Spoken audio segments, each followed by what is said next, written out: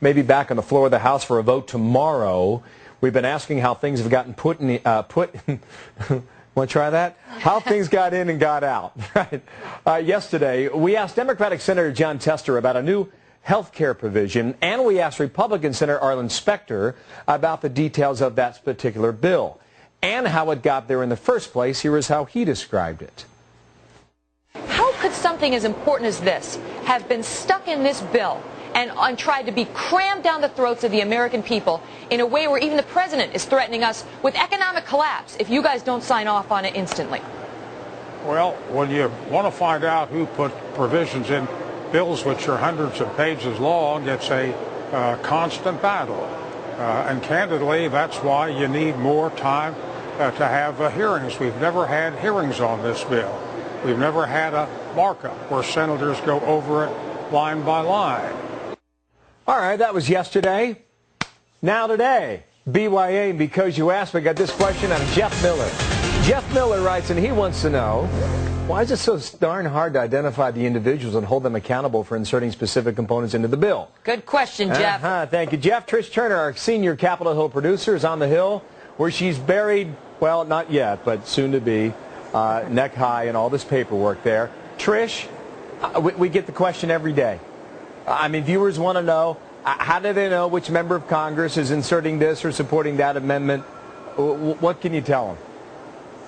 Well, first of all, I would say to the viewers out there, you need to understand what an earmark is.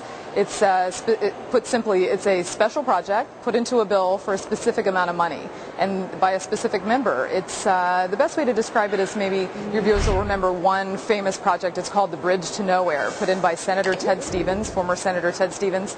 Bridge that was to be built in Alaska for a number of millions of dollars, and it was for a specific project. So here's what's different, Bill, and to your viewer who asked. In this stimulus bill, you can look all through it, and you won't find anything that fits that technical definition. What do you mean? Yeah, why not? You really won't. Well, I tell you, there's one, and here I'll give you an example. There is $2 billion. This is probably the biggest project that's in the bill. There's $2 billion for a clean coal power plant that's near zero emissions. So as we talk to experts, you can't find one in the country except one. You only can find one in Mattoon, Illinois. That's right, President Obama's home state. There is a project called FutureGen.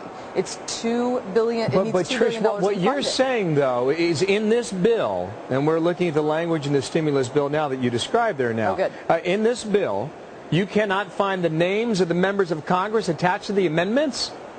No, Bill, because if you're, this is a bunch of garbled language as you're seeing it, but what you can see is that they write it in such a way that it sounds fairly innocuous. Might be that the Department of Energy could reach out and find any old plant and give them some money, this $2 billion. But as you look through it, you can see them narrowing the definition. $1 billion that fits this particular type of fund, and then, they narrow it down. Trish, so let me ask you, is there a strategy among congressmen and women to do it that way so it can't be traced back to them?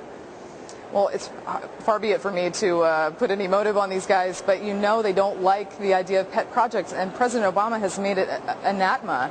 But you would think this is probably the idea, and they've done it before in a number of spending bills. Wow, Trish Turner, thank you for an answer on that. By the way, Trish, about 2 weeks ago, we had Carl on this topic too, trying to run down the same answer.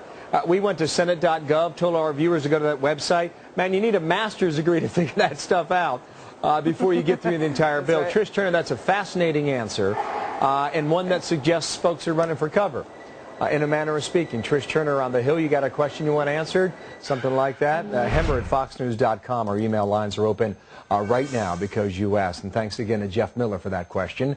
President Obama